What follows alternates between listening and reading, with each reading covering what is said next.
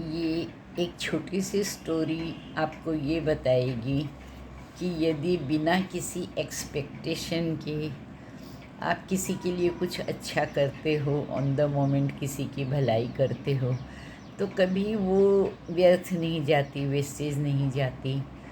आपके लिए भी कुछ अच्छा ही होगा यदि आप कुछ अच्छा करोगे। एक बार की बात है, श्री कृष्ण का हाथ किसी दुर्घटना में घायल हो गया और उसमें से बहुत रक्त बहने लगा, ब्लड निकलने लगा। द्रौपदी को उन्होंने अपनी सखी माना था, द्रौपदी उनके साथ ही थी। द्रौपदी ने झट से इमीडिएटली, उसे और कुछ समझ में नहीं आया, उसने फटाफट अपनी साड़ी के पल्लू में से एक पट्टी फाड़ी और उनकी फिंगर पे लपेट दी कि एक बार ब्लड बहना रुक जाए और श्री कृष्ण को थोड़ा इमीडिएट आराम मिले। कृष्ण ने द्रौपदी को देखा, मुस्कुराए, स्माइल दी और मुँह से कुछ नहीं कहा, पर उनका ये रिएक्शन था कि द्रौपदी, तुमने मेरी हेल्प की है, मैं भी हमेशा तुम्हारी हेल्प करूँगा। और वो बात आई गई हो गई। अब सभी को मालूम है कि दुर्योधन का बिल्कुल मन नहीं था पांडवों के ये कि उन्हें कुछ राज्य का हिस्सा दे, और उसके मन में बहुत बुरी फीलिंग थी उन लोगों के लिए, और हर फील्ड में उनको हराना चाहता था, उनको नीचा दिखाना चाहता था और उनको अपमानित, उनकी इंसल्ट करना चाहता था। तो जब वो जुआ खेले उसमें हर बार युधिष्ठिर हार गया। उसने अपना पूरा राज्य हार दिया। लास्ट में, जो कि किसी भी इंसान को नहीं करना चाहिए, युधिष्ठिर ने अपनी वाइफ को, द्रौपदी को भी दांव पे लगा दिया और उसे भी वो हार गया। स्टार्टिंग से ही दुर्योधन का मन था द्रौपदी को अपमानित करना, और उसने अपने भाई को ऑर्डर दिया कि द्रौपदी को बालों से खींचकर सभा में लाओ और उसके कपड़े खींचो, उसकी साड़ी खींच के उसे निर्वस्त्र कर दो। जब द्रौपदी ने देखा कोई उसकी मदद को तैयार नहीं है, उसके पांचों पति जो पांडव थे, युधिष्ठिर, भीम, अर्जुन, नकुल, सहदेव, कोई भी उसकी हेल्प को नहीं आ पाया, क्योंकि दुर्योधन ने सभी को अपना दास बना लिया था। युधिष्ठिर जुए के खेल में अपने भाइयों को भी हार चुके थे।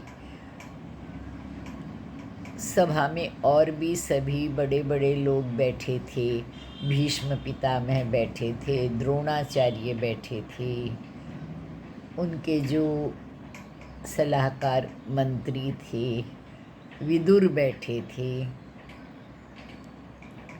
लेकिन कोई कुछ भी हेल्प नहीं कर सका। द्रौपदी हर तरफ से निराश हो चुकी थी। तब उसने अपने सखा को, गोविंद को, कृष्ण को याद किया। श्री कृष्ण गोविंद हरे मुरारी, हे नाथ नारायण वासुदेवा। और वो सिर्फ श्री कृष्ण को पुकार रही थी कि किसी भी तरह से गोविंद मेरी हेल्प करो, इस भरी सभा में मेरी लाज बचाओ, मेरी इज्जत बचाओ। श्री कृष्ण उस समय किसी युद्ध में उलझे हुए थे, पर जैसे उन्होंने द्रौपदी की पुकार सुनी, उन्होंने अपना हाथ देखा और अपनी पाम पर, अपनी हथेली पर उन्हें वो पट्टी बंधी हुई नज़र आई कि किस तरह से द्रौपदी ने उनकी हेल्प की थी। और श्री कृष्ण ने अपनी ऐसी माया फैलाई, दुर्योधन का भाई दुशासन द्रौपदी की साड़ी खींचे जा रहा था और वो किसी तरह से साड़ी ख़त्म नहीं हो रही थी। जितना वो खींच रहा था उतनी ही और बढ़ती जा रही थी। दुशासन खींचते थक गया, परेशान हो गया, पर अपने आप साड़ी बढ़ती जा रही थी, किसी भी तरीके से वो ख़त्म नहीं हो रही थी।